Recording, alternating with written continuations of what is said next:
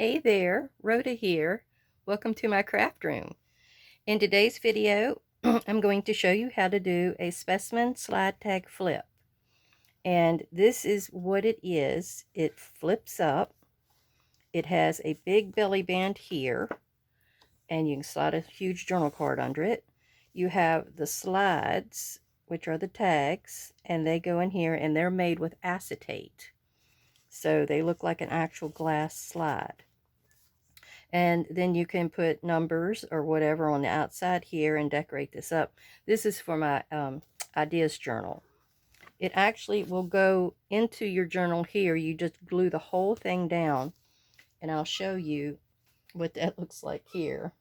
Bobby, shh, I'm filming Bobby. I got a little yappy kitten over here. So here it is in my daisy journal. And I put some rub-ons here on the outside. This is a stamp. I'm sorry. Here's where I put some numbers. And then we have the journal card inside. And here are what I did. I just did some simple decorating. And then I have my numbers. So that's what it looks like when it's actually in your journal. And it helps you flip the page even. So let me show you how to get started. Bobby, let me move that. Thank you. And I've used the Tim Holtz Field Notes stamps for most of this.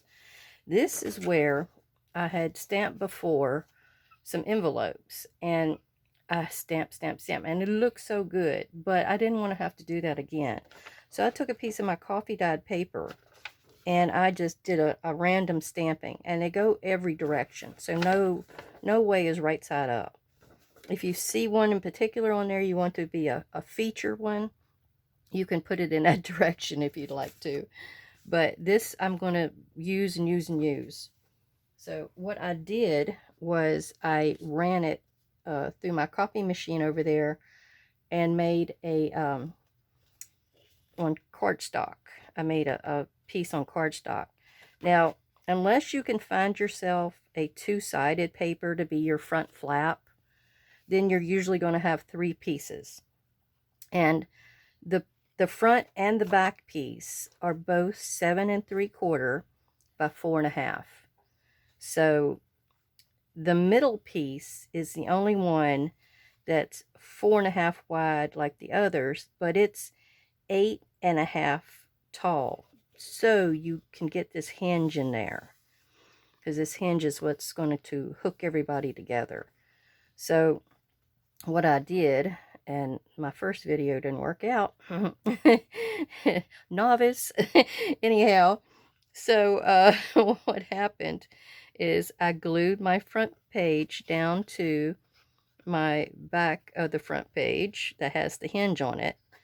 And then after I did that, I put bent the hinge over and put it to my back page.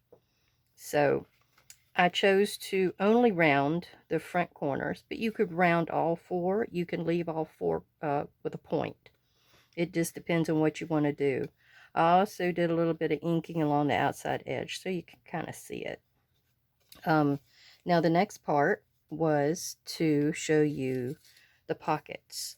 The pockets, you're going to make 3 of them.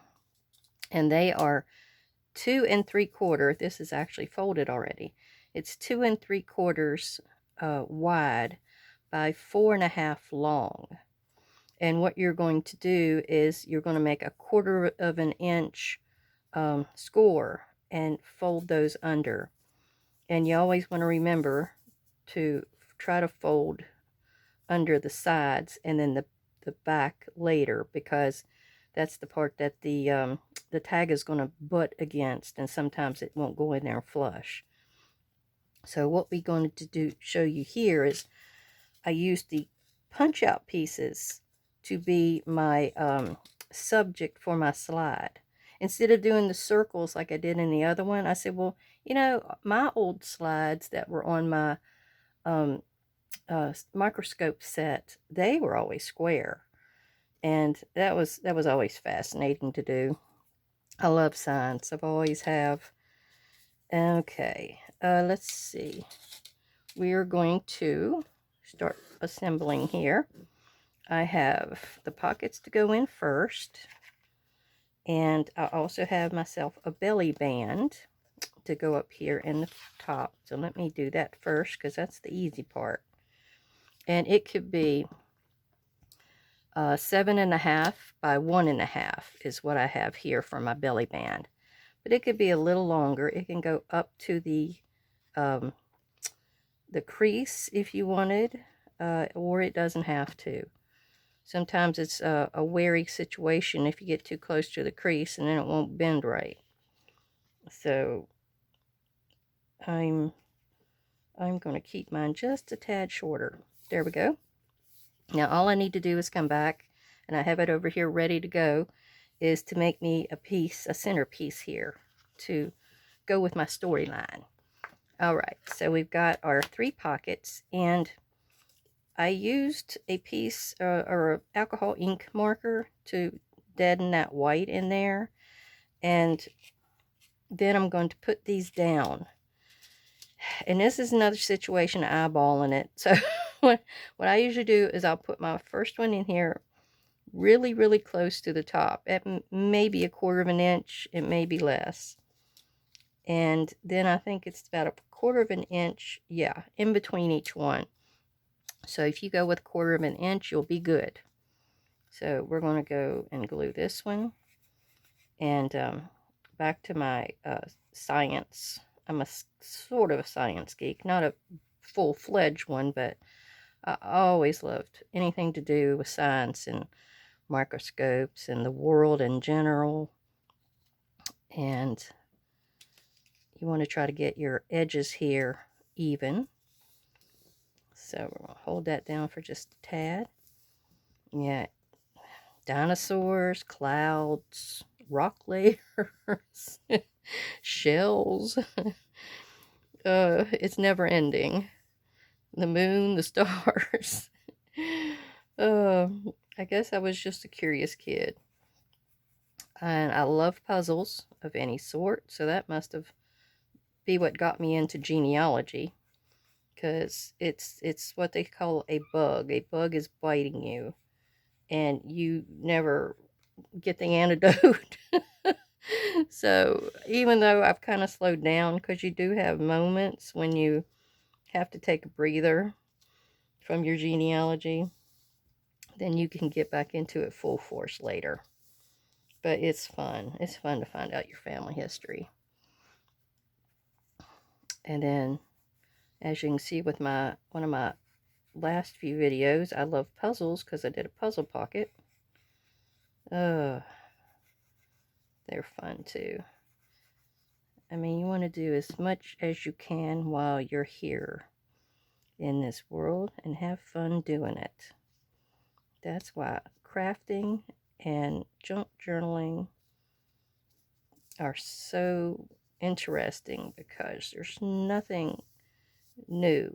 I mean, no, I don't mean that. I mean, there's nothing that is, there's always something new. Maybe that's what I meant. There's always something new. It can be turned around in some way to become new. Okay, enough about new. All right, here is my tabs.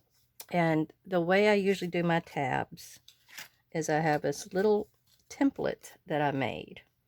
And it's where you fold it over, and it's like a regular file folder tab, I guess you would describe it. I have 2 made out here, but I was going to show you how I made the other one.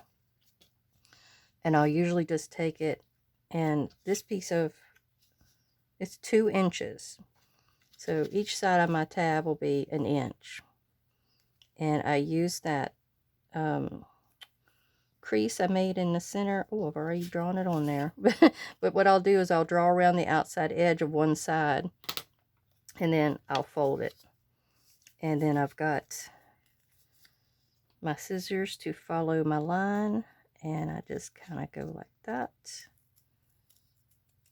And I believe with one of my first tag slides I made, I had to readjust my ends here that go out further of my tab, because it it went further than the actual slide did. So there's a little bit of adjusting you have to do in all of your work. All right, so got that.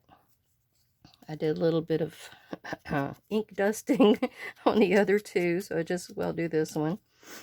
Okay, and now we're going to do my acetate. My acetate pieces here are 2 1/4 by 4 1/4. I don't even know if you can see them. There we go. The shine will help. It's 2 1/4 by 4 1/4. So they'll fit right in those pockets. Now I had to adjust mine just a little bit, cut a little bit off of my long side to get them to slide in, but always test them out. Will they go in there? There we go. Yeah, it's tight, so I may have to do a little bit more adjusting. So give me just a second, and I'm going to go get my cutter.